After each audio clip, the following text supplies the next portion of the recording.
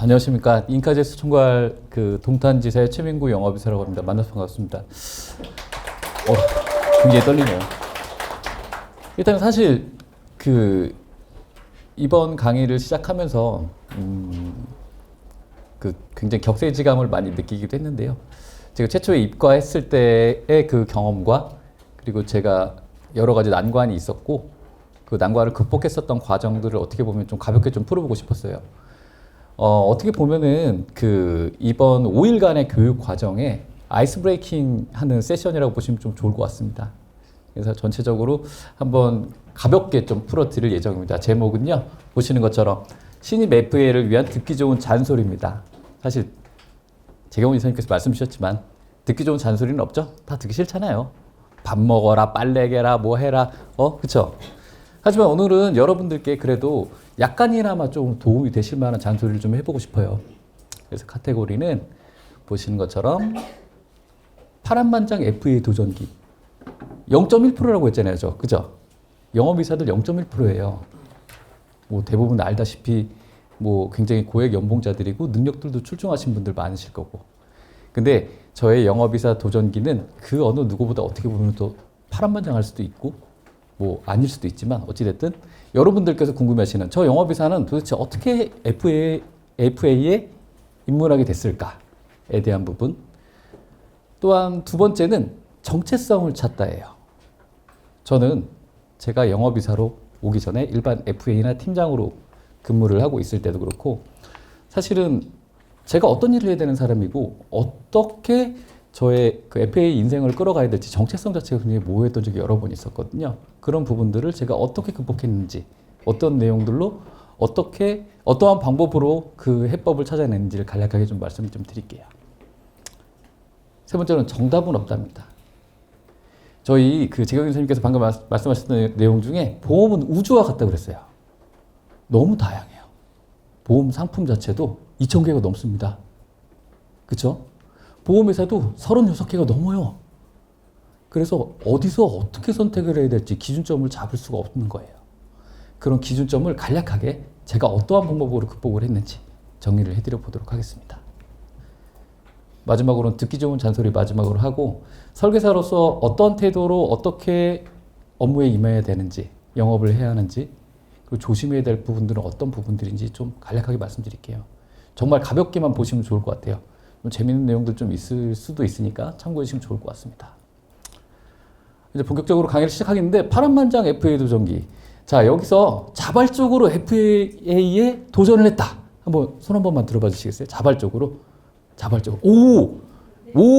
야, 정말 훌륭한, 엄청난 용기를 가지신 분들인데, 그렇지 않으신 분들 같은 경우에도 충분히 나의 의사와 상관없이 주변의 권유에 의해서 하신 분들도 훌륭한 FA 분들도 되실 수 있겠지만, 저의 경우는 FA 도전기는 이렇습니다.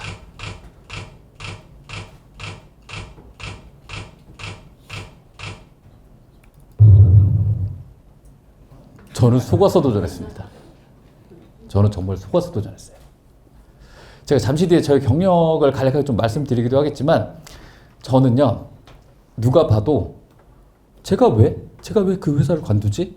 정년이 보장되어 있고 초고속 승진이 계속해서 이루어지고 있었던 회사를 왜 관뒀을까? 저에게 감언이설을 쏟아내던 그분께서 하신 말씀은 그랬습니다. 물론 지금은 원망하지 않아요. 처음에 1, 2년은 굉장히 원망했거든요. 근데 그분께서 저에게 그랬어요.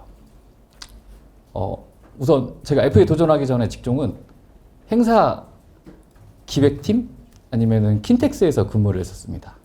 1년이면은 600개에서 700개의 행사를 쳤고요.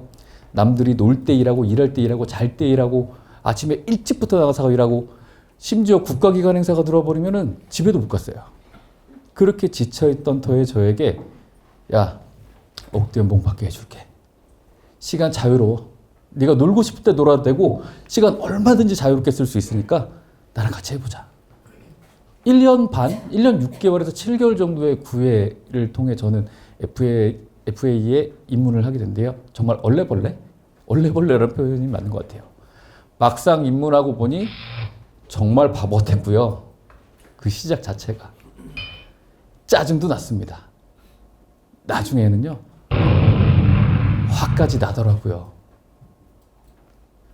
자, 그러면은 제가 왜 이렇게 짜증이 나고 바보 같았고 화까지 났는지 간략하게 제 경력을 좀 보여드릴게요.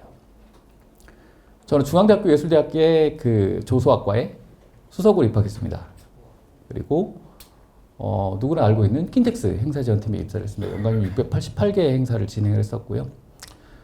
정말 너무 힘들었어요. 정말 아침에 7시 반에 출근해서 밤 11시, 12시 와이셔츠를 아침 먹고 와이셔츠가 달았네? 하나를 주문합니다.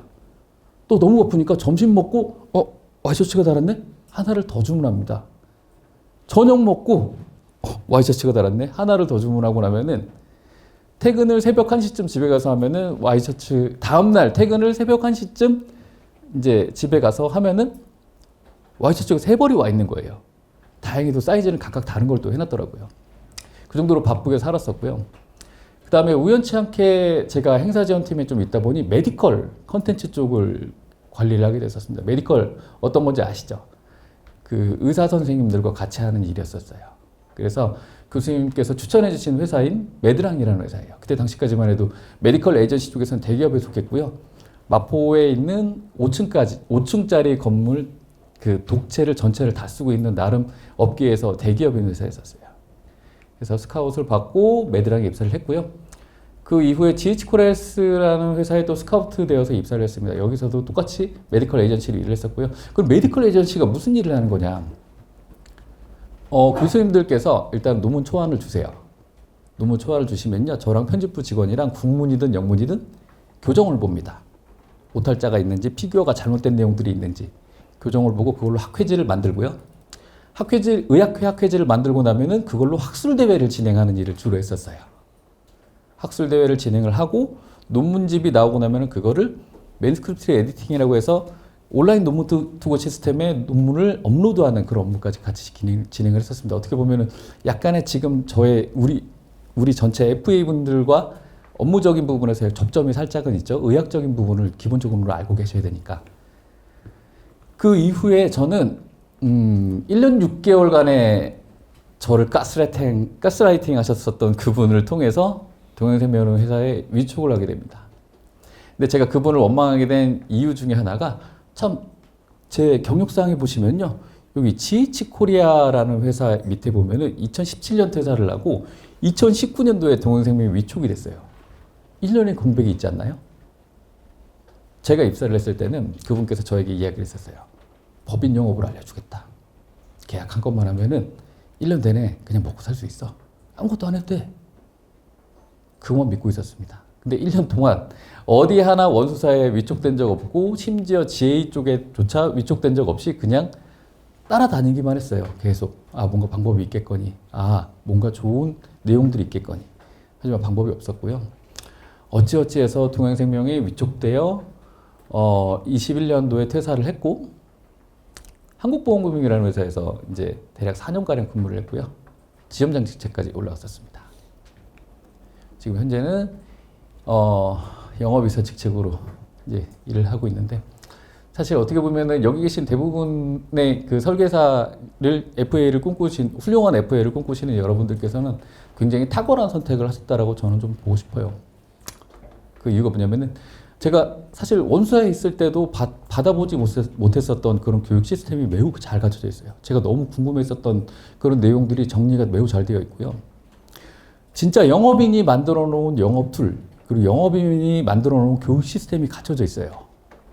정말 너무너무 놀랐습니다, 저는. 그래서 저는 신경 대표님을 만나 뵐 때도, 그리고 한현호 이사님을 뵐 때도, 그리고 재경 이사님을 뵐 때도, 제가 왜 이렇게 늦게 선택을 했을까요? 왜 이렇게 늦게 선택을 했죠? 이 땀이 배어 있는 이런 시스템 자체를 왜 이렇게 늦게 선택을 했을까요? 근데 여러분들 저는 너무 부럽습니다. 신입으로 입과하셔가지고 지금 이런 훌륭한 시스템 안에서 영업을 시작하신다는 것 자체가 저는 너무 부럽고 정말 축하드립니다. 파란만장 FA 전역의 좌절과 방황입니다. 1년 동안은 정말 너무 많은 좌절을 겪었어요. 아니, 내가 여기 왜 있는 거지? 무슨 내용인지도 모르겠는데 여기 앉아있고 영업을 하래. 가서 누군가를 설득을 해서 계약을 따오라는 겁니다. 그러던 중 저는 문득 생각했어요. 아니 멀쩡한 직장 놔두고 내가 여기 와서 뭐 하는 거고 어디서부터 뭔가 잘못된 거지? 내가 예전의 직장으로 다시 돌아갈 수 있을까? 그 이후부터 방황을 하기 시작했고요. 1년 4개월에서 6개월 정도 아마 방황을 했던 것 같아요. 그러던 중 코로나가 터집니다. 너무너무 힘들었어요. 고객 한 분 만나기가 어렵고 전화 통화를 해도 지금 좀 부담스러워서 만나기 좀 어려운데요.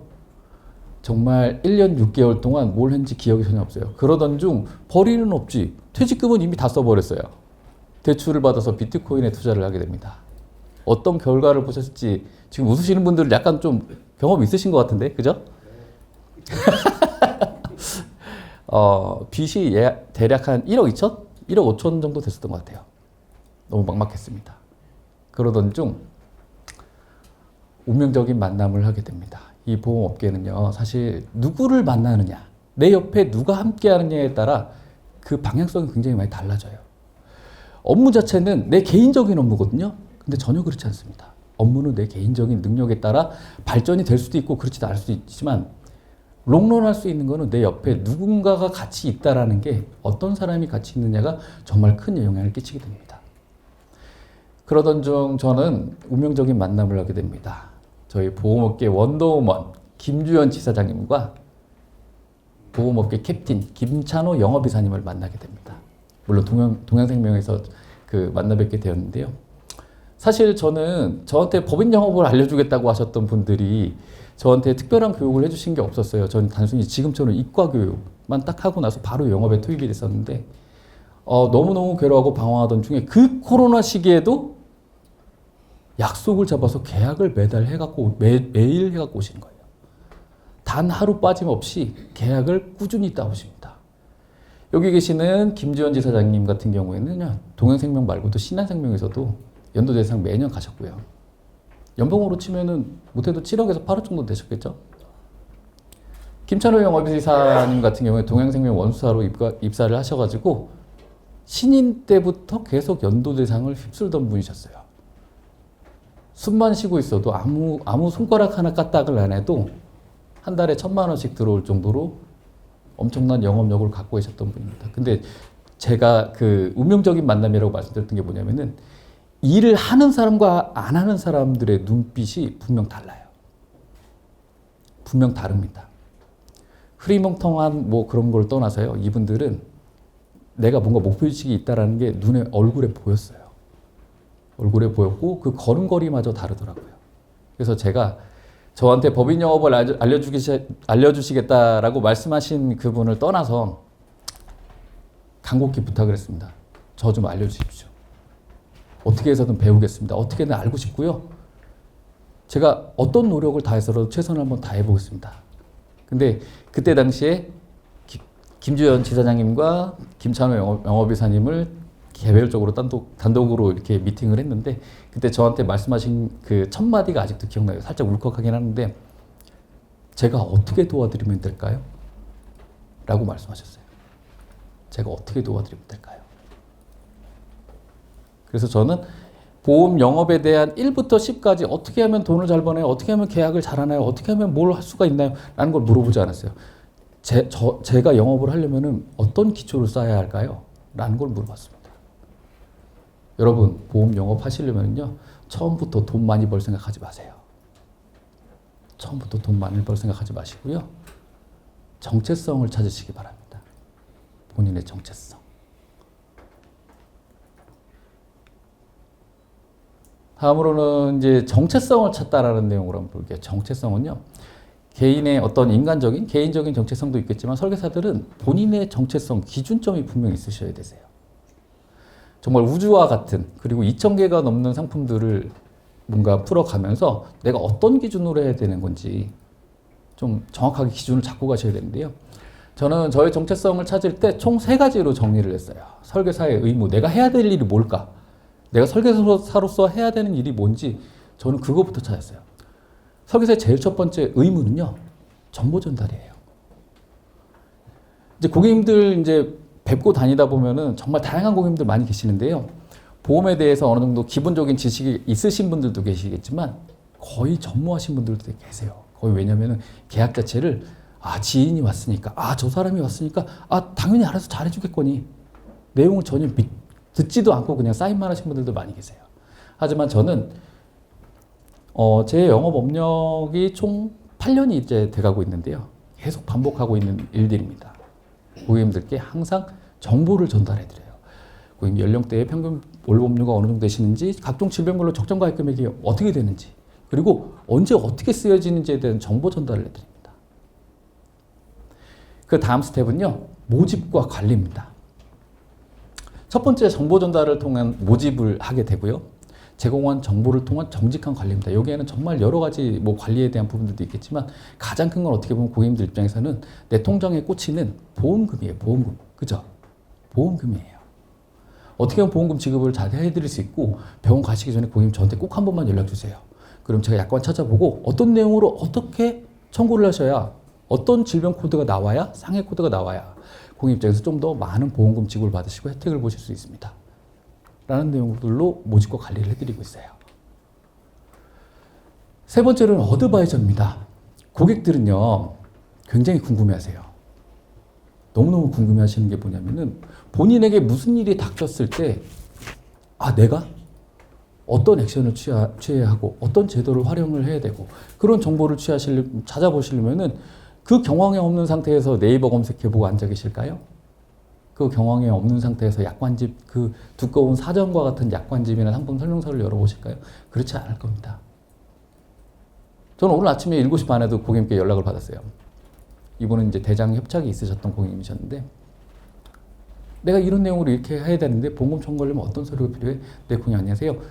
이런 질병 코드가 나오셔야 되시는 게 좋고요. 그리고 제가 필요한 서류는 카카오톡 메시지로 전달 드리도록 하겠습니다. 구두상 전달하고 이렇게 안내를 좀 해드리고 있어요. 이 1번부터 3번의 과정은요, 지속적인 순환의 과정을 거치게 됩니다. 사실 제가 인카제이어스 통갈에 들어오기 전까지만 해도 사실 저는 이거를 속된 말로 몸빵이라고 하죠. 몸과 시간을 투자를 해서 저희 노동력과 시간을 투자해서 이 모든 것들을 계속해서 억지로 만들어냈어요. 하지만 정말 깜짝 놀랐던 거는 제수통갈 입사하고 나니까 이 모든 것들이 자동화 과정? 어떻게 보면은 굉장히 스무스하게 이루어질 수 있는 시스템들이 다 갖추어져 있더라고요. 여러분들 혹시 복케어라고 들어보셨나요? 복케어? 네. 복케어 들어보셨죠? 복케어로 보험금 청구 해보신 분 한번 손 한번 들어봐 주시겠어요? 어때요? 굉장히 간편하시죠? 네. 서류를 굳이 고객님께 받아와서 그거를 또 팩스로 보내고 신청서, 양식장서, 글을 작성하고 그럴 필요가 전혀 없는 거예요. 정말 심지어 요즘에는 어떻게 하고 있냐면 고객님들을 제가 보험금 청구할 때 일부러 만나러 가는 경우도 굉장히 많아요. 그런 경우에는 서류를 준비를 해주시면은 그 서류를 그 자리에서 사진 찍어갖고 바로 청구해드려요. 그럼 고객님은 그 자리에서 바로 접수 문자를 받아보십니다. 그러면 과거에 보험금 청구하셨을 때는 이틀이고 3일이고 기다리거나 설계사가 깜빡하면 한 달이고 2달이고 묵혀뒀다가 나중에라도 받았던 돈들이 실시간으로 나한테 접수 문자가 바로 들어오는 거예요. 이런 시스템을 기본적으로 말씀을 드리는 거고, 그리고 고객님께 어떤 내용으로 어떻게 청구를 하시고 질병 코드가 상해 코드가 필요합니다라는 내용들도 복케어 시스템 안에서 보시면은 약관을 열어볼 수가 있어요. 그렇죠?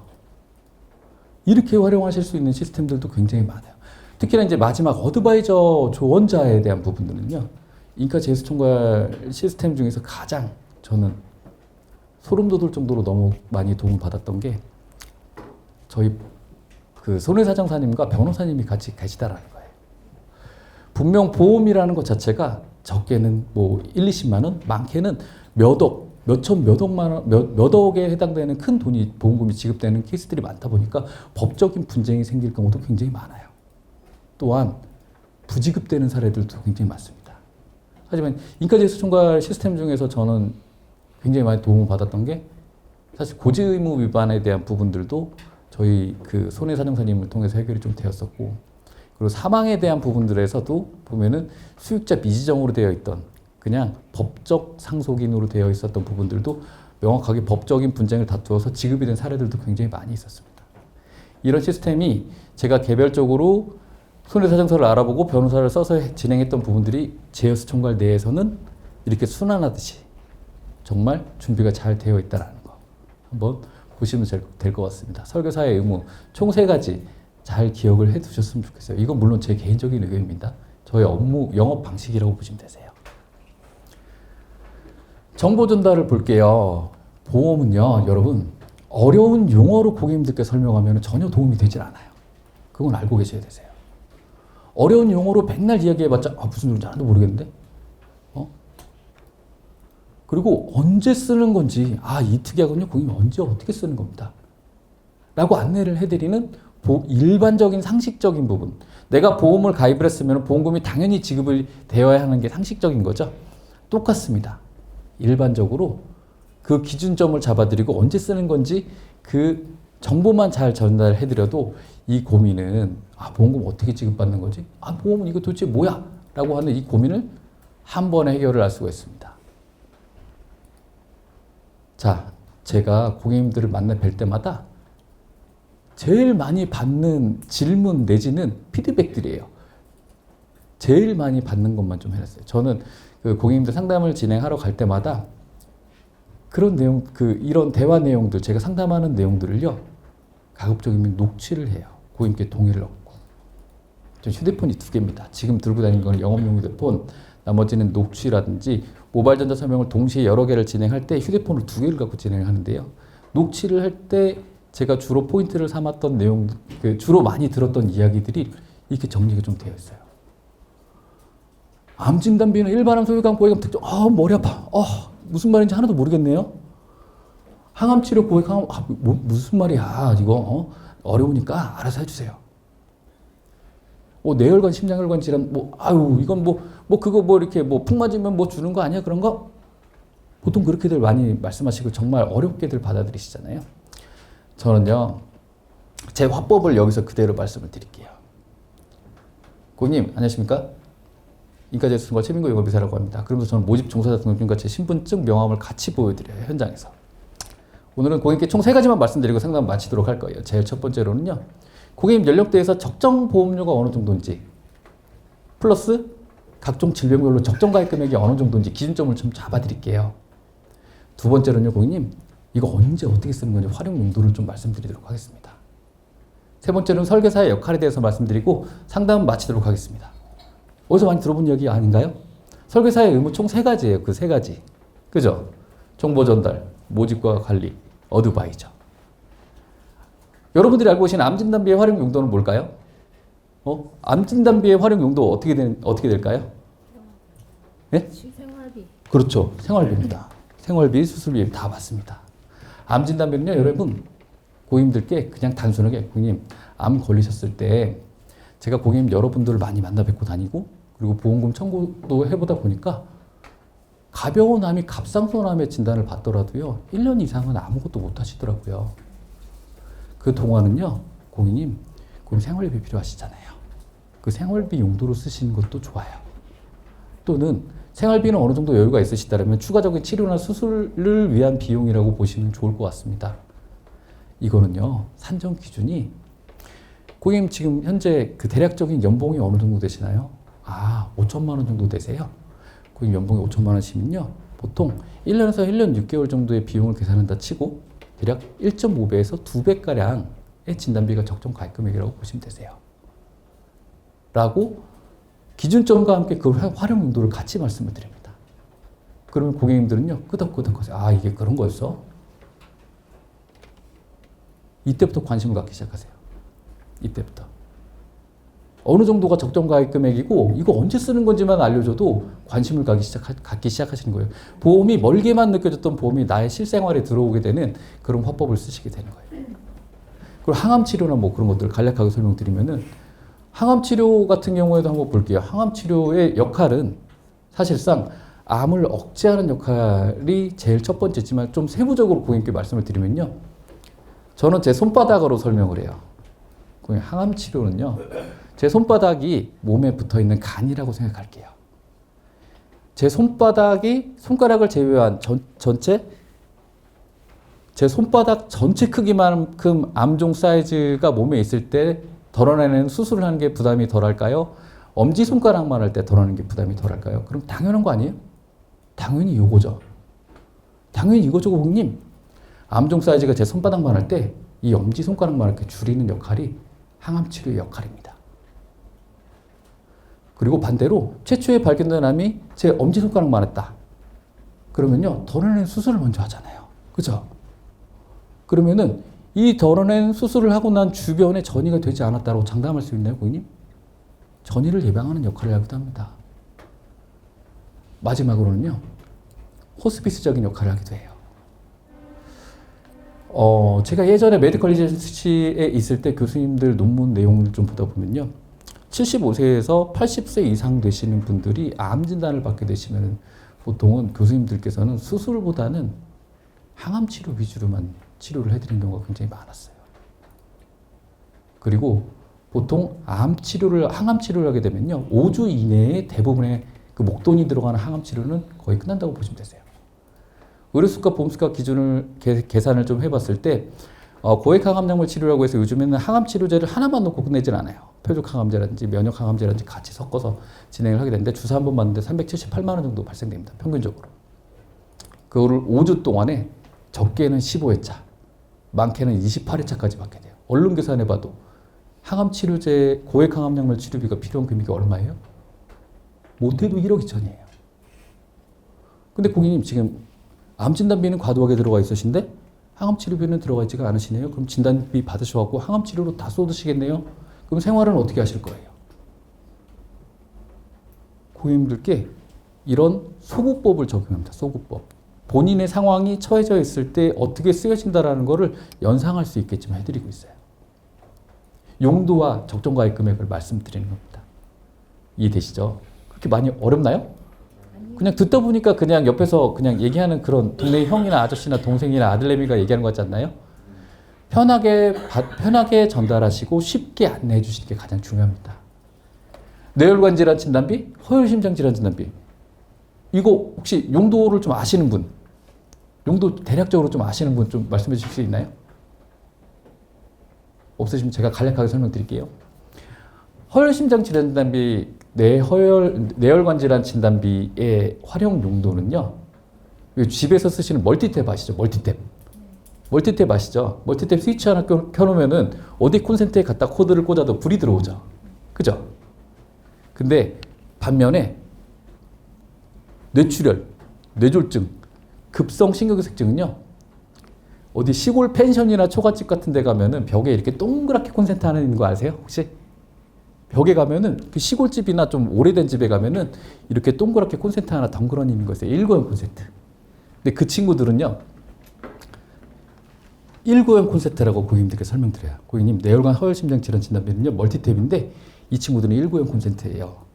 이 질병 명칭과 이 질병 코드가 나와야지만 지급이 되는 것들이거든요.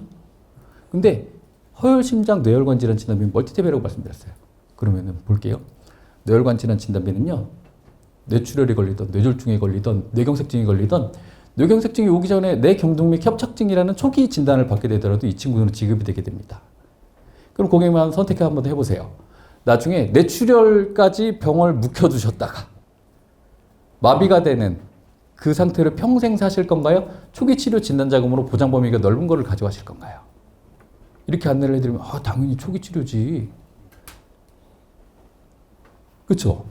이런 식으로 좀 안내를 좀 정말 이해하기 쉽게 편하게 좀 말씀을 좀 많이 드리는 편이에요. 보험은요, 어렵게 접근하고 어렵게 설명을 하는 순간 계약과 관리가 너무 어려워져요. 계약과 관리가 너무 어려워집니다. 저희 화법이 고객님들께 여기 계시는 이제 신입 FA 분들께 도움이 될지는 모르겠지만 저는 항상 늘 이렇게 쉽게 표현을 해드려요. 왜냐하면 제가 주로 관리하는 고객님들은요. 가장 연세가 많으신 분들이 92세 여성분도 계세요. 그리고 보통은 60세가 대부분 넘으셨어요. 젊은 분들이 별로 많이 안 계세요. 그러니까 그분들께 설명을 좀 드리려면은 일단 그분들이 이해하기 편해야 돼요. 제가 이해를 하고 납득하기 좋아야 보험 상품도 좀 더 고객님들께서도 쉽게 좀 받아들이시겠죠? 그죠? 이런 방법으로 가져가시는 게 가장 좋다. 그리고 중요한 거는 심장 내혈관 질환 그리고 암과 관련된 부분에 있어서는요. 저는 이건 기본 원칙이라고 생각합니다. 모든 질병에는요. 뭐가 있냐면은 진단과 치료와 수술의 과정이 있어요. 그렇죠? 다 알고 계신 내용들이에요. 근데 이거를 정리가 안 되어 있었던 것 뿐이에요. 반대로 초기에 발견되면은요, 진단과 수술과 치료의 과정이 있어요. 희한하죠? 비슷하죠? 진단, 치료, 수술. 진단, 수술, 치료예요. 중간에 과정만 바뀌는 것 뿐이에요. 이해되시죠? 암에서는요, 진단을 받고요, 항암 치료를 하잖아요. 그쵸? 그 다음에 수술을 하잖아요. 초기 암이면요, 진단을 받고 수술을 하고 치료를 하잖아요. 암은요. 그쵸? 아예 중기까지 접어들었으면 진단, 치료, 수술. 아니면 아예 초기면 진단받고 수술한 다음에 항암 치료를 해요. 근데 뇌혈관, 허혈심장 질환 같은 경우에는요, 진단과 치료와 수술의 과정밖에 없어요. 아예 처음부터 수술을 들어가는 경우들도 굉장히 많이 있긴 한데 보통은 진단과 치료와 수술의 과정밖에 없어요. 사실 그렇게 안 보이시겠지만 저는 2023년도 1월 22일자에 뇌경색 진단 받았습니다. 반신 마비됐었고요. NIH 뇌졸중 척도 10점까지 있어요. 1점에서 10점. 근데 7점이 넘어가면은 영구장애입니다. 지금쯤 저는 반신이 마비가 되어 있어야 됐어요. 그렇게 안 보이시죠? 저는 그래서 저의 경험 자체를 고객님들께 영업적인 툴로 활용하기도 합니다. 제 진단서를 들고 다니기도 하고요. 저는 와이프가 저를 2번 살렸습니다. 2번. 처음 쓰러졌을 때 바로 119에 연락을 했고 혀가 말려 올라가고 오른쪽 눈이 옆으로 돌아가 있고 왼쪽은 마비가 돼 있었어요. 와이프가 그렇게 이야기를 해주더라고요. 울면서 심폐소생술을 해줬어요. 응급실에 갔고요. 다행히 40분 이내에 응급실에 도착을 했고 혈전용해제가 들어갔어요, 몸에. 그래서 더 이상 수술은 하지 않고 중환자실에서 5일 동안 입원해 있다가 대략 한 일주일가량 재활치료 받고 나와가지고 지금 멀쩡하게 생활하고 있는데 정말 안타깝게도 저는 2025년도, 24년도 12월 24일자에 재발을 했습니다. 그러니까 가족들끼리 외식을 갔다가 집에 딱 오고 나서 현관에서 그대로 쓰러졌어요. 현관에서 그대로 쓰러졌습니다. 기억이 없어요. 다만 기억나는 거는 구급차에서 이 차갑게 몸에 닿고 있는 의료 장비들과 그리고 계속해서 구토가 나오고 머리가 너무 깨질 듯이 아팠던 거 그거밖에 기억이 없어요. 그 역시도 와이프가 저의 사랑하는 아내가 저를 이렇게 살려주었습니다. 정말 2번의 그 고비가 있었는데 고객님들께도 꼭 말씀드려요. 진단과 치료와 수술의 과정은 반드시 필요합니다. 암이든 심장 뇌혈관 질환이든.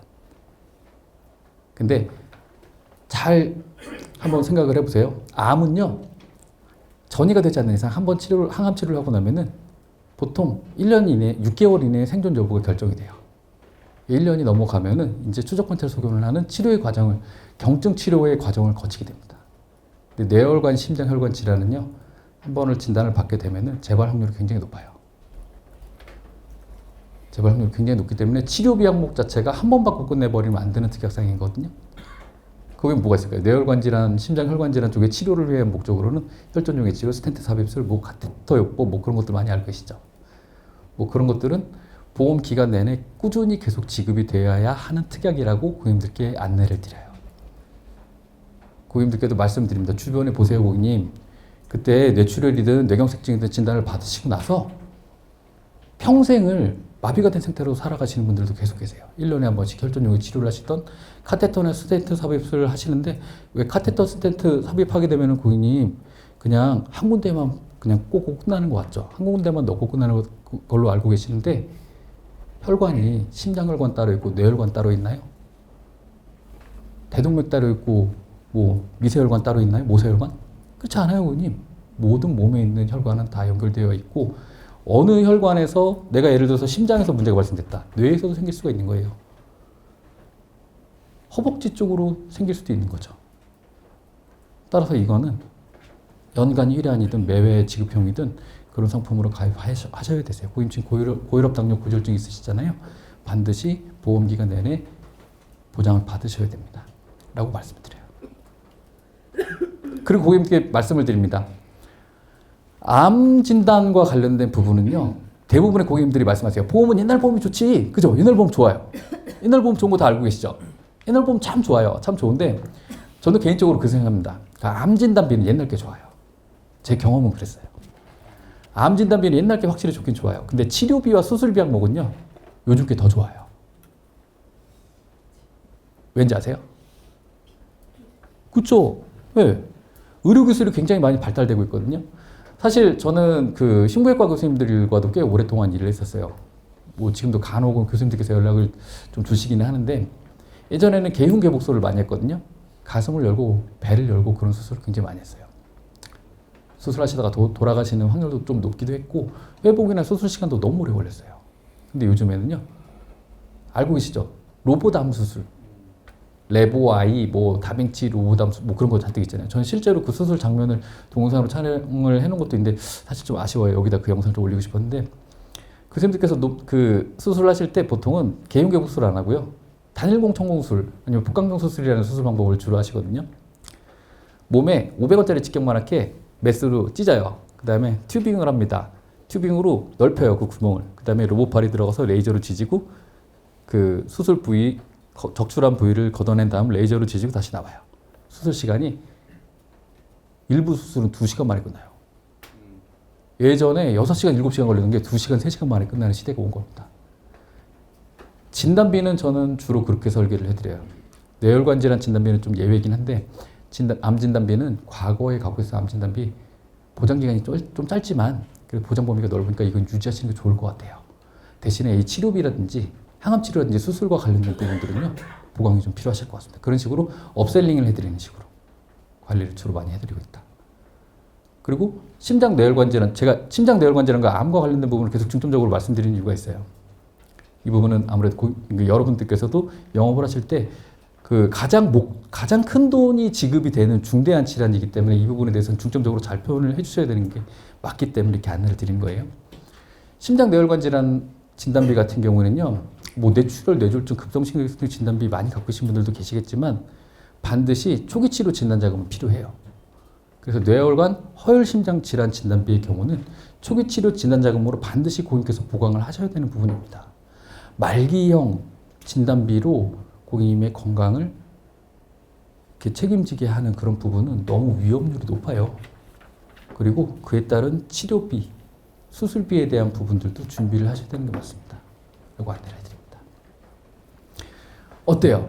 간략하게 제 화법을 좀 풀어드렸어요. 어떻게 보면 오늘 제가 쓰고 있는 실제 화법을 굉장히 많이 풀어드리는 과정이긴 한데 약간 두서가 없더라도 좀 잘 양해 좀 부탁드리겠습니다. 질병상해 수술비는요, 한번 볼게요. 질병상해 수술비는 정액형으로 지급되는 겁니다. 아시죠? 네. 예를 들어 대장 용종 제거를 했어요. 그럼 기본 질병 수술비 20만 원 들어가 있고요. 질병 종수술비에서 1종 내지 2종에서 지급이 되는데 2종에서 지급된다 치면 30만 원이에요. 근데 대장 용종 제거를 하게 되면 보통 병원비가요, 적게 나오신 분들은 6만 원, 8만 원 정도 나오기도 하지만 보통 16만 8천 원 정도 나옵니다. 그러면 한번 구조를 한번 볼게요. 대장 용종 제거를 했어요. 대장 용종 제거를 했는데요, 나의 몸에 있는 대장의 용종을 제거를 했어요. 그럼 이거 수술일까요, 아닐까요? 수술이죠. 네. 수술이죠. 그러면은 대장 용종이 삐져나왔다. 이건 질병이에요, 아니에요? 네. 질병이죠. 그럼 질병 수술비에서 나가야 돼요, 안 나가야 돼요? 나가야 돼요. 그렇죠? 이게 제가 고객님들께 쓰는 화법입니다. 고객님들 스스로가 대답을 하게 만들어요. 그러면요, 고객님 병원비가 16만 8천 원 나왔어요. 그럼 대장 용종 뗐죠? 그러면은 대장 용종, 되게 귀여운 말투가 나네요. 죄송합니다. 대장 용종을 떼게 되면 대장 용종 질병 코드가 부여가 됩니다. 그러면은 실손 의료비 보험을 청구를 할 수가 있다, 없다? 있지요. 그러면 고객님들 입장에서는 실손 의료비 16만 8천 원에서 실제 실손을 청구를 해보고 나니 대략 14만 2천 원 정도 내가 돌려받았어요. 나머지 차액분은 뭘로 해결하는 거예요? 질병 수술비 정액담보로 처리를 하게 되는 겁니다. 원리가 이해되시나요? 이렇게 원리를 고객님들께 안내를 쉽게 말씀드린 거예요. 그러면요, 암은 질병이에요, 아니에요? 질병이죠. 암 질병이에요. 경증이에요, 중증이에요? 죽을 병이에요, 살 병이에요? 죽을 병이죠? 고객님, 질병 수술비, 기본 질병 수술비 50만 원 있으시고요. 종 수술비에는 경증은 1종, 중증은 5종으로 나눕니다. 경증 1종에서는 20만 원 나갈 거고 중증인 5종에서는 1,000만 원이 지급되게 될 거예요. 그러면은 고객님은 암 걸렸을 때 질병 수술비에서 얼마 지급받게 될까요? 중증은 1,000만 원이라고 했어요. 얼마 나가야 돼요, 고객님? 얼마 나가야 돼요, 고객님? 1,000만 원 나가겠죠. 그렇죠? 이런 식으로 원리를 이해를 해드려요. 원리를 이해할 수 있게 설명을 좀 해드립니다. 집중 못하시면은 이렇게도 해드려요. 그럼 제발 안 들을 거면은 저 가요? 아니 가지마 가지마 그래요. 재밌거든요. 듣다 보면은. 이해되시죠? 질병상해 수술비는 이런 식으로 안내를 해드립니다. 질병이에요 아니에요? 고객님께서 대답하게 만들어요. 상해예요 아니에요? 다쳤을 때 골절로 인해 수술하셨어요. 기본 상해 수술비는요. 고객님 최소 100만 원이에요. 기본 상해 수술비는 최소 100만 원 이상 있으셔야 되시고요. 똑같이 질병 수술비랑 1에서 5종 있어요. 경증은 20만 원, 중증은 1000만 원입니다. 골절이 되면 2종에 3종에서 지급받게 되는데 기본 상해 수술비 100만 원 플러스 골절 수술하게 되면 2종에서 지급받게 돼요. 그럼 보통 60만 원 정도 나오거든요. 그럼 160만 원 정도 지급되는 거예요. 골절 수술하면 실손의료비 보험에서 수술비가 대략 한 60에서 70만 원 정도 나올 겁니다. 실제 발생된 병원비는 뭘로 청구한다? 실손보험으로 청구한다. 라고 고객님께서 답변을 직접 하세요. 말씀을 계속 드리다 보면은. 본인이 계속 대답하게 해요. 본인이 계속 대답하게 하는 이유가 있습니다. 본인이 계속 대답을 하다 보면요. 그 대답에 대한 내용이 합리적이다라고 계속해서 생각을 하게 돼요. 고객들은. 내가 선택을 했다. 내가 직접 대답을 했고 내가 선택을 했다라고 생각을 하게 됩니다. 이해되시죠? 질병상해 수술비를 설명하는 원리는 그렇습니다. 경증부터 중증. 예를 들어서 경증 질병에 대한 부분, 중증 질병에 대한 부분을 예를 들어서 고객님께 계속해서 질문을 던지고 대답을 하게끔 끄집어내요. 이해되시죠? 쉽게 설명하는 방법, 쉽게 좀 안내를 하는 방법. 자, 간병비 한번 볼게요. 간병비. 저는요, 난 우리 신랑 또는 와이프가 해줄 거니까 걱정하지 마세요. 이렇게 대부분 하시거든요. 근데 그게 안 비싸요.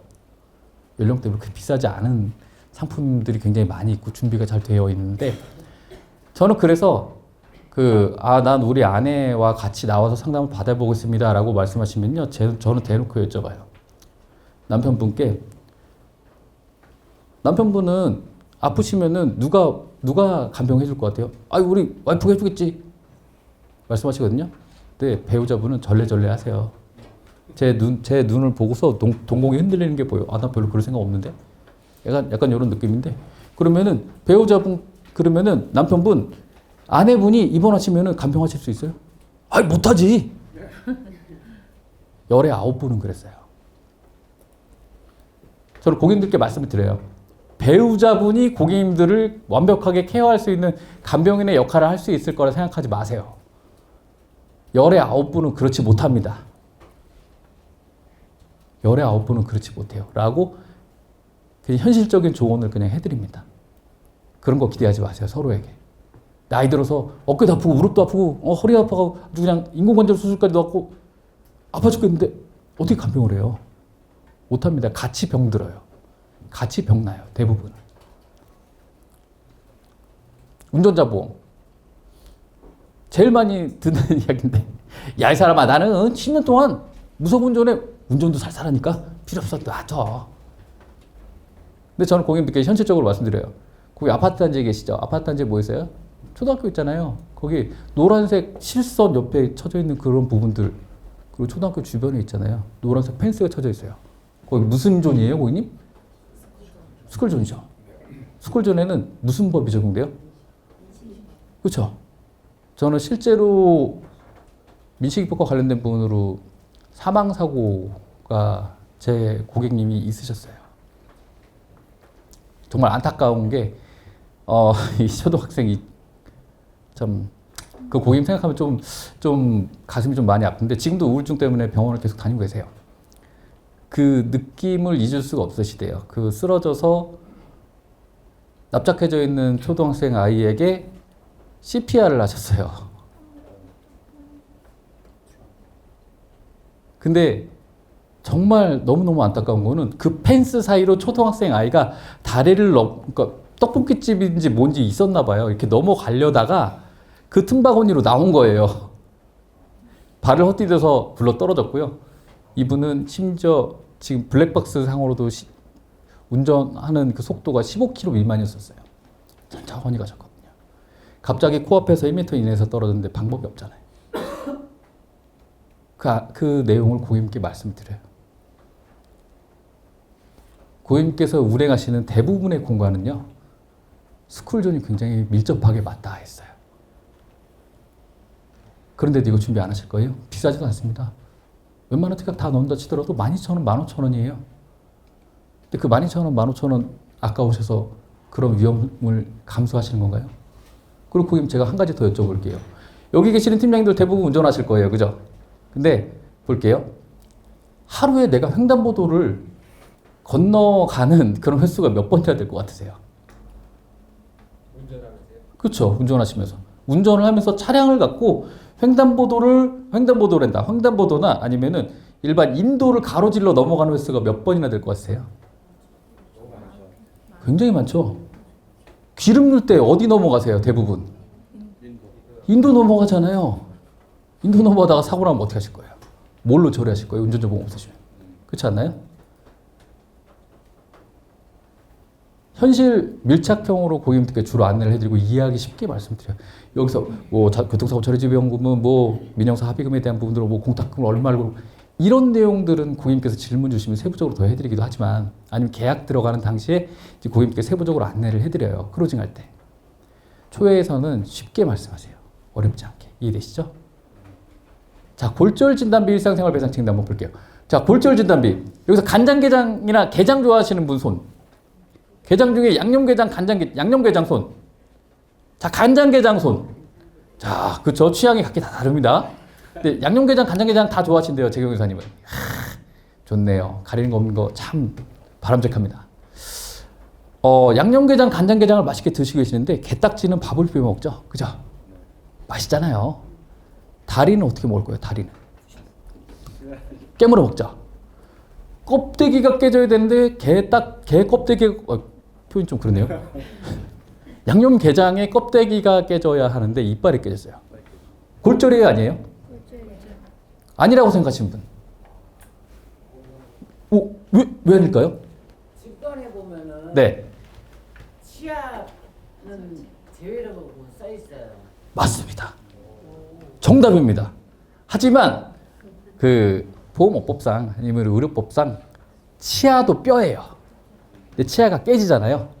치아 파절 포함 골절 진단비가 들어가 있잖아요. 치아 하나 깨져도 골절 진단비가 나와요. 그렇게 안 보시겠지만 좀 멀어서 안 보시겠지만 저 여기 어금니 하나가 완전히 깨졌었거든요. 저희 딸내미가 에버랜드 한번 놀이동산 한번 놀러 갔는데 이 친구가 사탕을 먹고 있었어요. 바이킹을 타러 가겠대요. 갑자기 사탕을 저한테 주더니 저는 막 쫓아가야 되잖아요. 사탕이 너무 걸리적거려서 입에다 넣고서 깨물었거든요. 뭐가 깨졌을까요? 이빨 깨졌습니다. 이빨 깨졌고요. 너무 아파갖고 아팠는데도 참았어요. 참고 일단은 집에 와서 다음날 병원을 갔죠. 치아가 완전 깨져서 크라운을 해놨어요. 근데 크라운 하는데 한 50만 원 정도 하더라고요.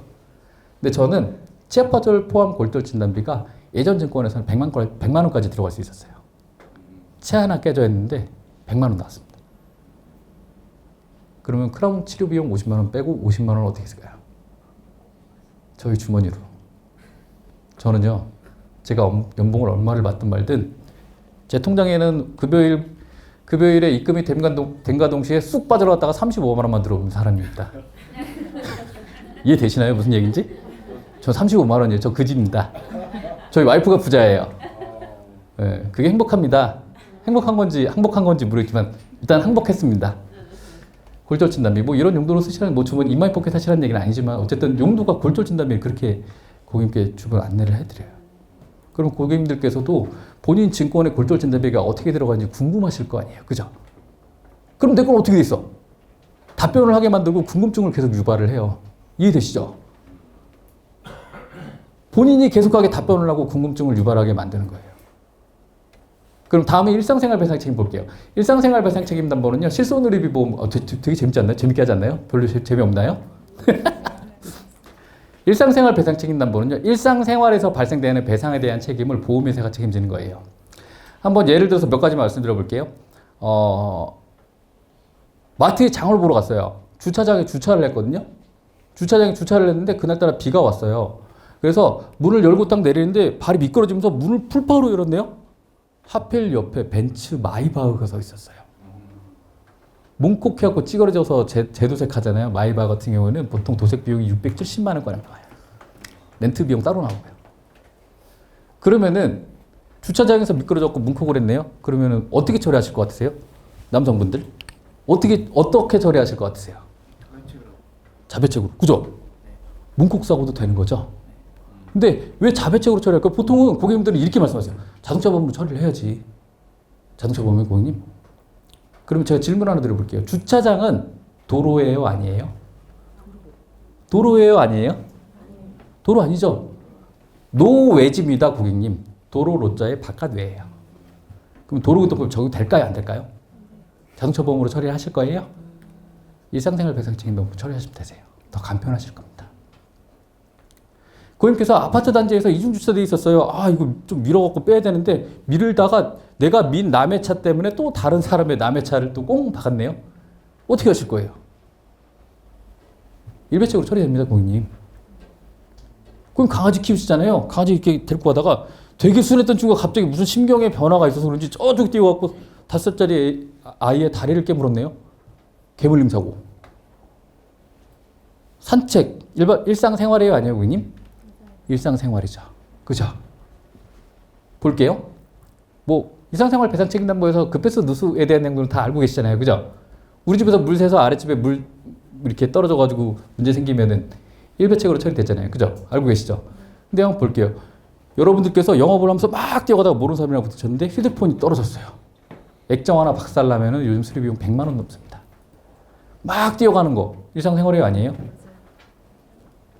가능하겠죠? 우리 아이가 학교 가고 옆에 있는 애 머리에다가, 물론 그러면 안 되겠지만 연필로 막 이렇게 하다가 옆에 있는 애 팔을 확 찍었네요. 치료비 물어줘야 되잖아요. 그죠? 물론 본인 부담금이 좀 전체적으로 다 있긴 하지만 고객님들께 그렇게 알기 쉽게 설명을 좀 해드려요. 어때요? 제가 말씀 좀 드려보니까 고개를 끄덕끄덕 할 만한 내용들도 좀 있으셨고 뭔가 기억에 뭔가 정리가 될 만한 내용들 좀 있으시지 않나요? 고객님들은 딱 요 정도까지만 알고 계셔도 돼요. 이러면은 어떻게든 저한테 연락이 옵니다.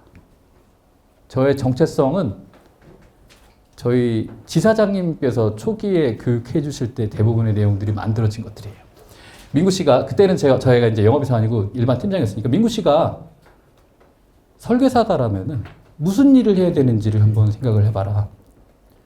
그리고 어떤 과정을 거쳐서 어떻게 모집을 하고 그 다음에 관리가 어떻게 되는지 생각을 해봐라. 나는 이렇게 한다. 라는 내용들을 저는 제 나름의 방식으로 이렇게 정리를 해놓은 것들이거든요. 모집은요, 이런 내용들을 정리를, 제가 최초에 말씀드렸던 정체성을 찾다에 대한 부분들을 정리를 해서 고객님께 안내를 드리고 나면 고객님께서는 거의 열에 7분, 6분 정도는 그렇게 말씀하세요. 그럼 내가 어떻게 해야 되는데요? 사인하십대요. 그렇게 얘기하겠네요, 제가?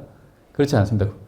고객님, 제가 현장에서 대략적인 견적도 내드리겠지만 향후에 고객님 건강 상태에 대한 부분들, 그리고 재정 상태에 대한 부분들, 그리고 고객님께서 필요로 하시는 그런 그 보험 상품들이나 보험 그 특약 부분이 어느 부분인지를 파악하고 정확하게 안내해 드리겠습니다. 그 이후에 클로징이 되고 나면은요, 대부분의, 참, 이거는 참 잔소리가 되기 해서 좀 죄송하긴 한데, 대부분의 설계사분들은 계약하고 나면 땡이에요. 너무 화가 나요. 사인하고 나면 끝이에요? 사인하고 나면 끝 아닙니다. 그게 시작이에요. 제 활동량입니다. 어떻게 보이세요? 보이시나요? 지난주 목요일에는 제가 720km가량을 운행을 했어요, 차량을.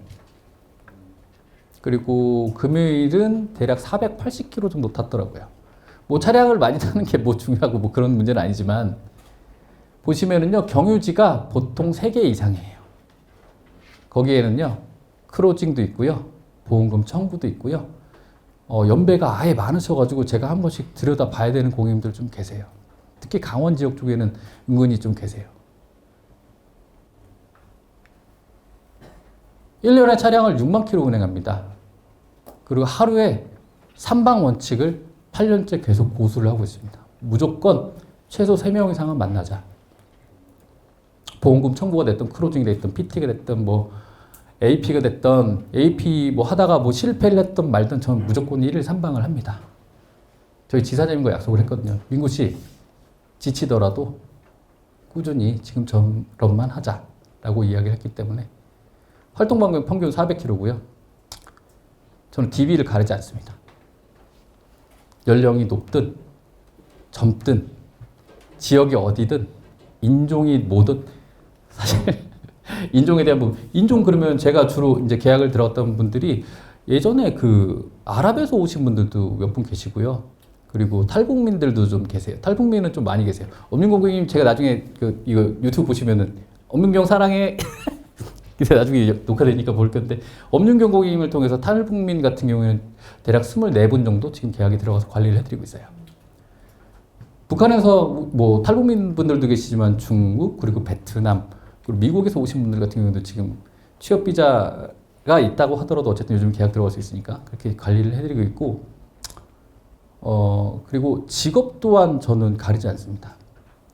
직업의 스펙트럼이 참 이 직업을 택하고 나서 굉장히 어떻게 보면 감사한 일일 수도 있긴 한데 사실 초창기에는 좀 제가 제 자신이 좀 부끄러웠던 게 직업에는 정말 귀천이 없다라는 게 바로 보여졌어요. 정말 남들이 하기 싫어하는 허드렛 일부터 해서 국가 고위 관리직이신 분들까지 다 만나고 다녀봤던 것 같아요. 다 똑같아요. 그냥 사람입니다. 내가 아프면 어떡하지? 내가 뭔가 죽으면 어떡하지에 대한 고민들은 다 똑같이 있으시고요. 혹시나 DB 영업을 하시게 되신 분들이라면은 이 내용을 꼭 기억하셨으면 좋겠어요. DB는 버릴 만한 게 없어요. DB를 가리실 필요가 없어요. DB는요, 장기 관리만 하면은 저는 심지어 2019년도에 배정받았던 DB를 통해서 지난달에 계약을 들어갔습니다. 벌써 몇 년 전이에요? 7년 전이죠. 그죠? DB는 관리를 잘하고 가리지만 않으시면은 계약은 꾸준히 나올 겁니다. 사실 이 부분에서는 어드바이저에 대한 카테고리에서는 좀 슬픈 그런 일화들이 몇 가지가 좀 있어요. 뭐라고 써 있나요?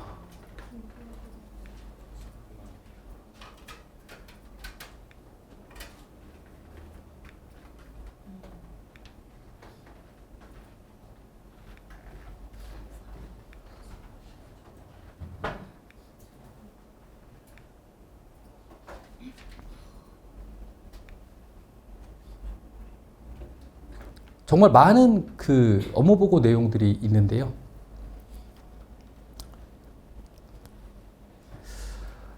여기서 가장 기억에 많이 남는 고객님은요, 태백에 계셨던 이순기 고객님이라는 분이세요. 이분 같은 경우에는 사과 농장을 하고 있었어요. 폐암 진단 받으셨고요. 폐암 진단 받으시고 6개월 만에 바로 사망하셨습니다. 전이가 너무 빨리 돼버렸거든요. 근데 큰 따님이 이제 직장 생활하고 지금 신한은행 이제 다니고 있고, 둘째가 이제 남자아이인데 지금 육군 중사예요. 그리고 막내가 지금 집에서 어머님이랑 같이 농장 일을 같이 하고 있는데 좀 그랬었어요. 계약이 들어가고 나서 대략 한 3년간, 4년간 제가 계속해서 그 양구 지역을 왔다 갔다 하면서 계속해서 한 번씩 지나갈 때마다 얼굴 비치고, 그리고 어머님도 고령이세요. 92세 이제 여성분이신데 몸 어디 아프실 때마다 이렇게 보험금 청구라든지 그런 부분들 좀 정리를 좀 해드리고 그러고 있었는데 사망을 하셨는데 상주가 없는 거예요. 아들님이 군대에 있으니까. 전화를 해서 이래저래 해서 이렇게 운구차 마련하면 되고 양구 장례식장 있으니까 거기 전화해서 예약을 했으면 좋겠다라고 이야기해놓고 그날 저녁 일정을 모두 다 취소하고 바로 양구로 달려갔습니다. 온 가족이 다 눈이 퉁퉁 부어 있었고요. 사실 믿기지가 않았어요. 불과 지난주까지만 해도 나랑 얘기했었던 고객님이신데 갑자기 일주일 만에 사망하셨다니. 만감이 교차했습니다. 제가 관리했었던 고객님들 중에 실제로 암에 걸려서 암에 진단 받으시고 나서 사망한 케이스는 사실 처음이었었거든요. 너무 막막해 보이더라고요. 양구에 달려가서 이만저만해서 이렇게 좀 정리를 하는 게 좋을 것 같다라고 이야기하고 새벽 1시경 이제 그 장례식장이 정리가 된 걸 보고 이제 오긴 했는데요. 그 아버지가 갑자기 사망하신 그런 상황에, 상주도 없는 상황에 누구에게 본인의 답답함을 토로를 해야 될까요? 내가 갑자기 암에 걸렸어요. 우리 엄마가 갑자기 뇌경색으로 쓰러지셨네요. 우리 삼촌이 운전하던 차량이 사고가 났어요. 누군가 돌아가셨대요. 어떻게 해야 될까요? 어떻게 해야 될까요? 누구한테 연락해야 돼요? 설계사의 의무입니다, 이거는. 사인했다고 끝이 아니에요. 절대 그러시면 안 돼요. 여러 가지 케이스들이 상당히 많이 있지만, 먹먹한 그런 내용들, 딱 기억났었던 그런 내용들만 좀 주로 했었던 것 같아요. 지역도 참 다양하죠. 영월, 양구, 양평, 여주, 원주, 뭐 태백은 시도 때도 없이 가고요. 가장 멀리는 제주도까지 가본 것 같아요. 제가 동행생명에 있을 때 관리해드린 고객님이 서울에 계시다가 제주도로 이주를 하셨거든요. 이제 1년에 한 번씩 연락을 주세요. 나 보험금 청구 서류 많은데 팩스로 주세요. 비행기도 끊어줄게. 그냥 와. 알겠습니다. 한 번씩 갔다 와요. 저한테 믿음을 주신 고객. 내가 설계사고 내가 전문가이기 때문에 고객님들께서 나를 믿고 해주신 그 1, 2만 원 계약 한 건이라도 저는, 아니면 계약이 들어가지 않은 상황이더라도 저는 관리를 해드려요. 처음 상담할 때 그때부터 저는 말씀드립니다. 고객님, 저는 계약 한두 건이 아쉬운 설계사는 아니에요. 실제로도 그렇기도 하지만, 그렇지 않다고 하더라도 계약 안 하시더라도 저한테 연락 주세요. 제가 어떻게든 도움 드려볼게요. 제가 알고 있는 선상에서는. 바이저의 역할인 거예요. 조력자, 조언자. 아시겠죠? 반드시 이거는 사명감이고 의무다라고 생각하시고 설계사에 입문하셨으면 좋겠어요. FA에. 가볍게 여기실 직업이 아닙니다. 남의 인생을 바꿀 수도 있는 직업이에요. 그리고 또 어떻게 보면은 매우 재밌고도 불행한 직업일 수도 있는데요. 아이가 태어난 아이부터 연로하셔서 돌아가시는 분들의 인생을 다 봐야 되는 직업이 이 설계사라는 직업이에요. 어떨 때는 되게 행복하거든요. 아이들 태어나서 그러고 있으면은 되게 예뻐요. 심지어 제가 방금 말씀드렸을 때 엄윤건 고객님이라는 그 탈북민 그 고객님은 최근에 아이를 낳으셨어요. 저한테 전화가 왔어요. 나 애 낳았어요. 진짜? 와! 대번에 달려왔습니다. 엄청 이쁘더라고요. 전 딸내미가 이제 11살이라 지금 아기 때 기억이 잘 없어서 그런지 어떻게 발이 엄지손가락만 해요. 너무 이쁘더라고요. 근데 가장 최근에 사망보험금 청구해드린 고객님은 연로하셔서 뇌출혈로 사망하셨는데 영월에 계셨던 고객님이세요. 일주일 사이에 그 모든 일들이 벌어졌어요. 누군가는 태어나서 새 생명을 얻고 누군가는 사망을 하고 그 과정을 다 지켜봐야 되는 막중한 책임이 있는 직종이다라는 거 반드시 기억해 주셨으면 좋겠어요. 좀 무겁네요. 자, 마지막 세 번째. 정답은 없습니다. 한번 볼까요? 고객의 다양성은 정말 인간의 지문과도 같아요. 직업도 다르고요. 가게 경제 상황도 다르고 건강 상태도 다르고 삶의 중요도도 달라요. 어떤 분은 우리 가족에 암이 있으니까 암 보험을 좀 빵빵하게 들어주세요. 나는 뭐 필요 없습니다. 뭐 어쩌고 막 상담하다 보면은 정말 지문과 같다는 생각이 좀 들었었어요. 정말 각기 다 달라요. 원하는 게 다르고요. 원하는 보험 가입에 대한 니즈조차도 없으신 분들도 굉장히 많으시고, 물론 여기 계시는 FA 신입 FA 분들도 다 똑같으실 거예요. 설계하는 그 기준점 자체는 각기 다 다를 수밖에 없고 어떤 고객을 어떻게 받느냐에 따라 다르거든요. 그렇다면은 내가 이 많은 고객들과 다양한 고객들과 생명보험사 25개, 손해보험사 16개, 그죠?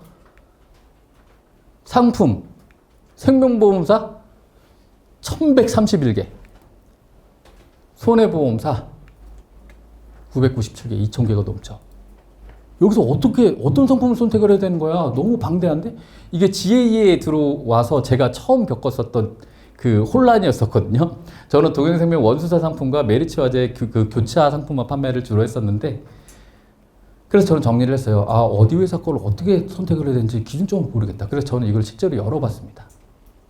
생명보험사 상품 공시실 들어가시고 손해보험사 상품 공시실 들어가서 보시면은요, 상품에 대한 내용들이 쫙 다 떠 있어요. 이 개수들을 한번 세보니까 이렇게 되더라고요. 그래서 저는 어떤 특약과 관련된 부분은 생명보험사 쪽으로 가고 어떤 특약과 관련된 부분은 손해보험사 쪽으로 가야 되겠다라는 기준점을요, 정말 단순하게 상품의 개수만 놓고 봤어요. 볼게요. 암보험 한번 볼게요. 암보험. 여기 생명보험사 쪽에서 네 번째 줄에 암보험 150개 있죠. 그죠? 네. 근데 손해보험사 쪽에 제일 밑에 쪽에 보면 암보험 91개 있어요. 그죠? 그러면은 저는 그때 그랬어요. 저는 원수사 상품만 주로 판매했기 때문에 지혜 상품들에 대한 비교군 자체가 없었어요. 심지어 지금 제휴총괄처럼 시스템 자체도 없던 회사였었어요. 지혜 처음 들어왔을 때. 그래. 상품의 개수가 다양한 회사가 분명 약관에 대한 정비 그리고 아프신 유병자이신 고객님들께도 필요한 상품군이 많이 있겠구나 다양하게. 그래서 저는 암보험을 일단 생명보험사 쪽으로 선택을 하자. 그 기준을 잡고 생명보험사 쪽으로 암 진단과 관련된 부분은 생명보험사 쪽으로 넣었어요. 그렇게 해서 지혜 쪽에서 적응을 해가기 시작했고, 자 한번 볼게요. 상해보험 한번 볼게요. 상해보험. 생명보험사 상해보험 몇 개예요? 93개. 그죠? 손해보험사 상해보험 몇 개예요? 500개. 500여 개. 그죠? 그래. 손해보험사는 아무래도 자동차보험 생명보험사에서 판매하는 거 보셨나요? 없죠. 상해와 관련된 부분들은 그래 손해보험사 쪽에서도 그래도 다양한 상품군이 존재할 거고 그 상품군에 맞춰서 다양한 보장 내역들도 있겠구나 해서 상해 관련된 부분들은 저렇게 준비를 좀 해봤어요. 저는 정말 단순하게 지혜에 적응해가기 시작했거든요. 이 내용 역시 저희 지사님께서도 이제 기준점을 좀 잡아주신 건데 생명보험사 쪽으로 그 암 관련된 진단비는 좀 넣고 치료비는 손해보험사 쪽으로 좀 넣어봐라 라고 이야기를 해가지고 저는 개수를 정말 단순하게 개수만 갖고서 지금 판단을 해가지고 손해보험과 재산보험에서 제가 주력으로 판매할 수 있는 상품들을 취사 선택했다고 보시면 되세요. 신입 FA 분들 같은 경우도 한 번쯤은 고민해 보세요.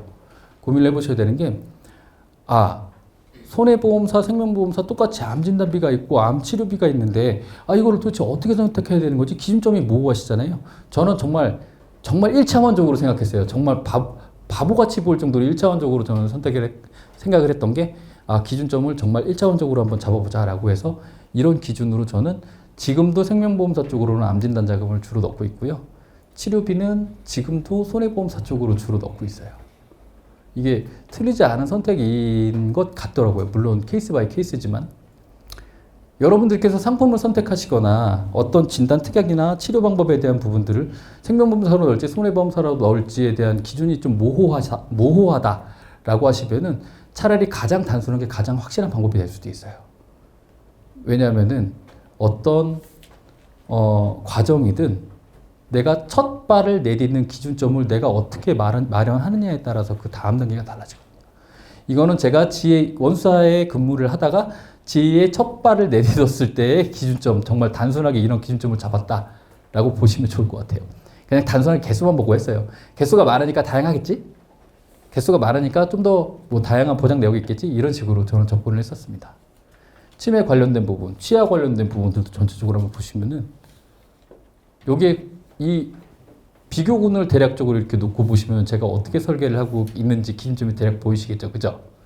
저는 아직까지도 이렇게 좀 비교군을 좀 놓고 보고 있습니다. 정말 단순하게.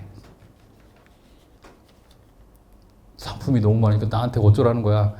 그래서 저는 이러한 기준점을 잡고 움직였다. 라고 보시면 좋을 것 같아요. 자, 그러면요. 생명보험사, 손해보험사 쪽으로 해서 내가 어떤 진단명, 어떤 치료와 관련된 부분들이 어느 정도 좀 정리가 됐다. 그래, 암진단비는 생명보험사 쪽으로 가보자. 치료비는 손해보험사. 그래, 뇌혈관, 심장혈관 질환은 그래, 생명보험사도 손해보험사 비슷하니까 취사 선택 좀 더 저렴하게 그렇게 결정이 됐다. 그럼 두 번째 스텝은요. 보험료를 봐요.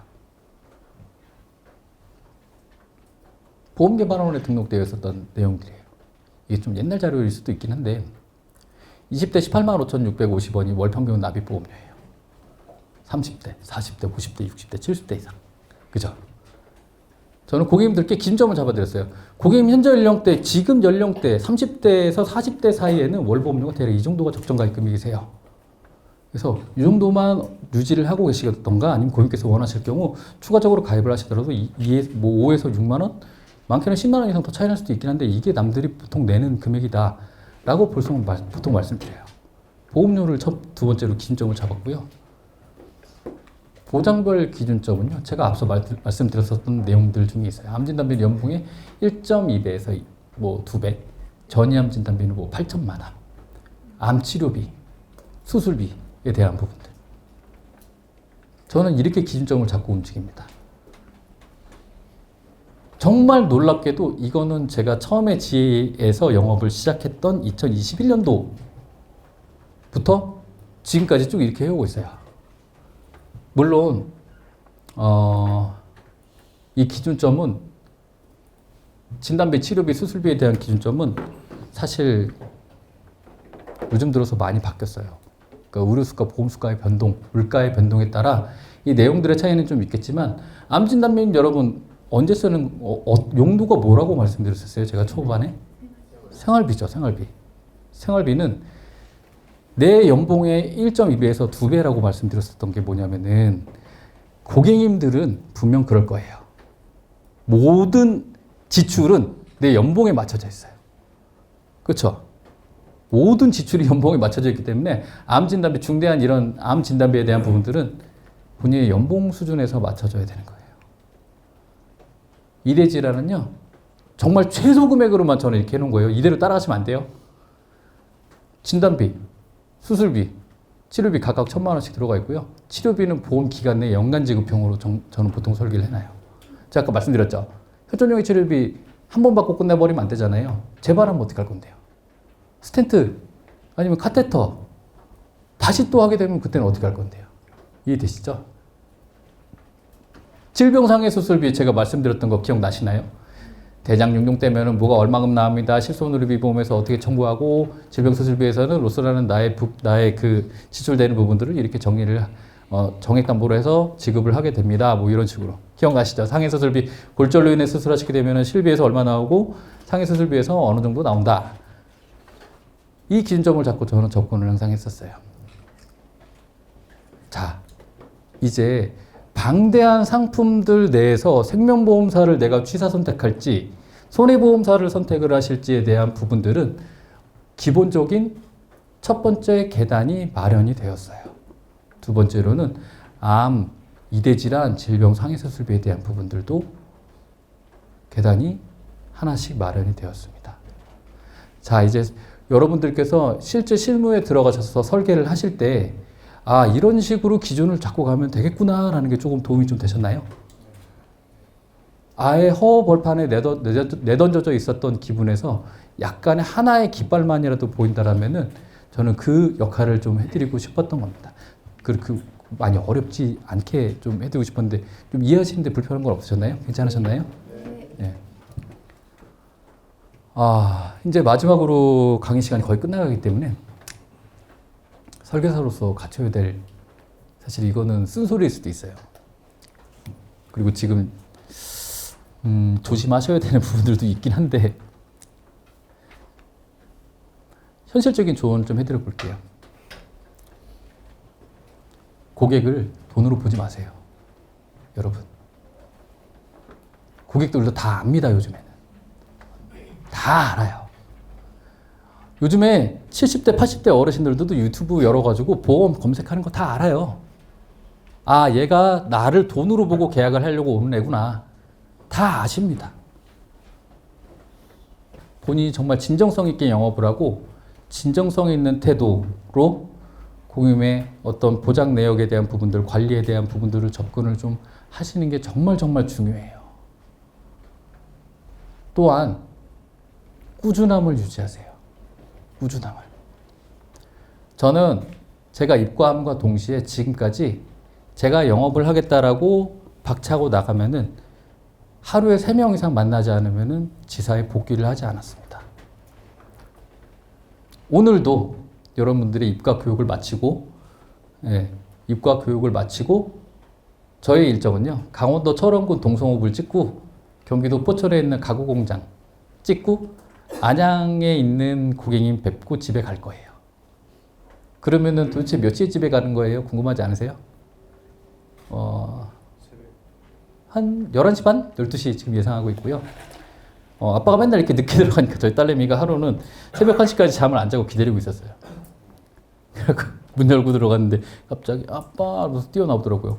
너 뭐 안 자고 있었냐 뚱땡아? 그러면 아니 아빠 얼굴 보고 자려고 웃기고 앉아있는데 너 핸드폰에 찍? 아니 그래요. 영업을 하겠다라고 마음을 먹는 순간 저는 제 딸 아이와 아내와도 약속을 했고요. 가장 먼저는 저희 지사장님과 약속을 했어요. 꾸준하게 하겠습니다. 꾸준하게 하겠다고 했어요. 약간 미련해 보실 수도 있는데요. 저는 뇌경색으로 진단받고 퇴원하고 나서도 바로 산방을 했어요. 미련해 보이죠? 평범한 노력으로 성공을 바라지 마세요, 여러분. 열심히 하는 거는요, 누구나 다 열심히 해요. 진짜 분명 그래요. 저희 지사에도 있고요. 어디에든 다 계세요. 진짜 평범하게 노력하시는 분들은 다 어디든 다 계시더라고요. 평범하게 노력하시면요. 그냥 평범하게 그냥 평범한 설계사 하시면 되시고요. 뭔가 본인이 목표가 있을 거 아니에요. 나는 훌륭한 설계사가 될 거야. 훌륭한 설계사가 되고 나서 높은 연봉을 받고 그리고 고객들께 내가 받은 그 연봉만큼 더 베풀어 드릴 거야 라는 포부가 있으신 분들도 계시겠지만 기본적인 평범한 설계사가 되는 거에도요. 평범한 노력을 해서 되지는 않아요. 그건 확실합니다. 제가 지금껏 8년 동안 관련 업계에 있으면서 느낀 점은 평범한 노력을 하시는 분들은 굉장히 많이 봤어요. 평범한 노력을 하시는 분들은 굉장히 많이 봤고 못해도 수십 명은 지나갔겠죠. 저보다 위에 계셨던 아래에 계셨던. 근데 지금 평범한 노력을 뛰어넘는 분들이 사실상 어떻게 보면 걸르고 걸러져서 저희 동탄지사에 지금 9분이 모여 계세요. 근데 놀라운 사실 알려드려요. 저희 지사는 가동률이 100%입니다. 인당 생산률이 저희 9명 중에 지난달에 저희 지사에서 만들어낸 매출이 850만 원 정도 됐었던 것 같아요. 한 명당 얼마씩 한 거예요, 실적을? 그렇죠? 평범한 노력을 하신 분들이 저희 지사에 왔을까요? 그렇지 않습니다. 그만큼 혹독했고요. 그만큼 노력을 했어요. 남들이 하지 않는 노력이요. 단 하루도 저는 그냥 살지 않았습니다. 단 하루도요. 정말. 어제 무슨 요일이었죠? 어제 일요일인가요? 어제 일요일도 저는 일을 했어요. 집에서. 설계를 했고요. 강의 자료를 다시 한번 검토를 했고 토요일도 약관 공부를 좀 했어요. 약관을 좀 열어봤거든요. 요즘에 상품들이 4월달 되니까 상품 개정이 너무 많이 일어나서 흐름을 따라가려면은 새로 만들어진 상품에 대한 약관 공부를 저는 좀 했어요. 근데 저는 약관 공부를 할 때 특징이 뭐냐면은 보험회사 어떻게 보면은 여러분들이 약관 공부를 할 때 주로 포커스를 맞추는 부분은 그거거든요. 약관 공부를 할 때 포커스 맞추면 지급되는 것만 봐요. 이럴 때면 지급된대요. 이럴 때면 지급된대요, 고객님. 이럴 때면 지급이 된다라는 내용들만 보시지 지급되지 않는 경우는 보시는 분들이 별로 없어요. 저는 보험금이 지급되지 않는 경우만 봅니다. 약관에서. 그래서 그런지 다행히도 아직까지 불완전 판매율은 거의 없고요. 직전사에서 유지율은 97.8% 정도 됐었던 것 같아요. 거의 100%에 육박하죠. 지금 인카제휴수총괄에서는 유지율이 대략 95% 정도 되는 것 같습니다. 보험금 지급이요? 아직까지는 지급 안 돼서 욕먹어본 적은 없어요. 아직까지는 운이 좋아서 그런 건지 모르겠지만 저는 약관 공부를 할 때요. 지급되지 않는 경우를 봐요. 약관 공부도 하다 보면 또 재밌거든요. 저희 직원들이 아마 여기 있었으면 재밌다는 얘기 좀 그만하라고 하는데 저는 이 일이 상당히 재밌어요. 단 하루도 그냥 살지 않았습니다. 영업을 하지 않고 내근 업무를 할 때는요. FA 필수 서류 업로드 해놓고 나서 밀려 있었던 보험금 청구 서류 지난주 수요일 날 보험금 청구했었던 것만 거의 30건 정도 했더라고요.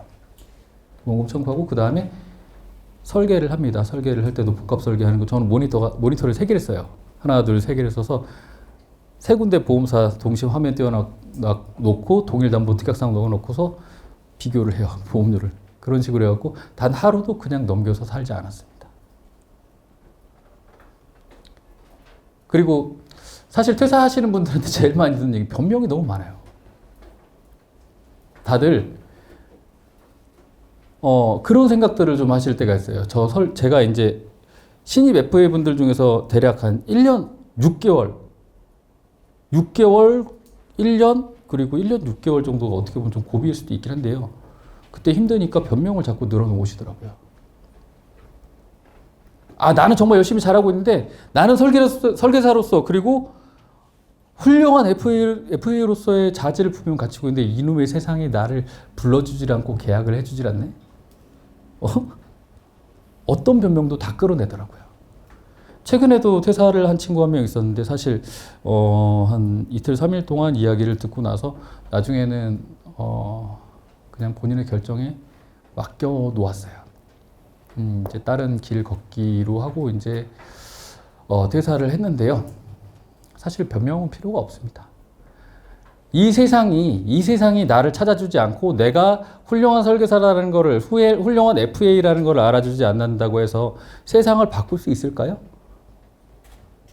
그 얼마나 허무한 몽상과 같은 생각이에요. 그렇죠? 내가 누군가를 뛰어넘는 남들이 하지 않는 노력을 했을 경우 내가 뭔가 변화를 추구했을 경우 분명 새로운 것들은 이 세상은 나를 알아주기 시작합니다.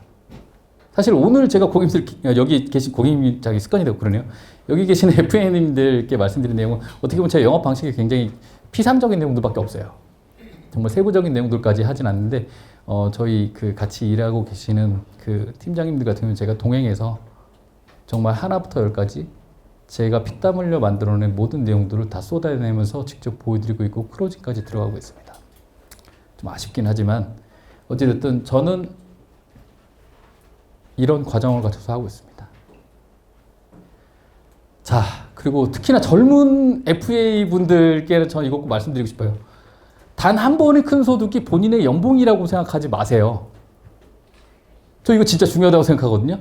저희 직원들 중에서 몇 명 그런 적 있었는데 갑자기 지인 계약 들어가고 갑자기 월급이 돈 1,000만 원이 들어온 거예요. 근데 이 친구는요, 자기가 매달 돈 1,000만 원을 버는 친구인 줄 알고 있는 거예요. 나는 그렇게 착각을 하고 있는 거죠. 왜 그렇게 생각을 하는지 모르겠는데 다음 달에 곧바로 BMW를 뽑아왔더라고요. 야, 너 이거 감당할 수 있겠어? 그러고 나서 그 달의 실적이 무적이었어요. 아니면은 여성분들 같은 경우는 1,000만 원을 월급을 받았어요. 갑자기 뭐라고요? 전 명품을 이 벨트도 사실 와이프가 사준 거라 얼마인지 모르겠는데 뭐라고요? 입생로랑? 입생로랑? 맞죠? 입생로랑이라는 데서 백을 사왔대요. 이게 600만 원? 그 정도 하나요? 원래? 그 정도 하나요? 그러고서 다음 달에 무적이었어요. 어떻게 할 거예요? 그렇잖아요. 단 한 번의 큰 소득이 본인의 평균 연봉이라고 생각하지 마세요. 사실 저는 지금도 같은 생각을 하고 있어요. 그러면은 영업이사님은 대략 매달 도대체 월급을 얼마나 버세요? 궁금하지 않으세요? 알려드려요? 대답 없으면 안 알려드려요? 알려드려도 되나요? 네? 얼마냐고요? 세전 2,200만 원 정도 되는 것 같아요. 급여요. 세전 2,200만 원입니다. 근데 저랑 같이 일하시는 영업이사님은 저희 지사에 계시는 영업이사님 저보다 훨씬 더 높아요. 남들이 1년 내내 고생해서 벌어야 되는 돈을 저는 한 달 만에 벌고 있습니다.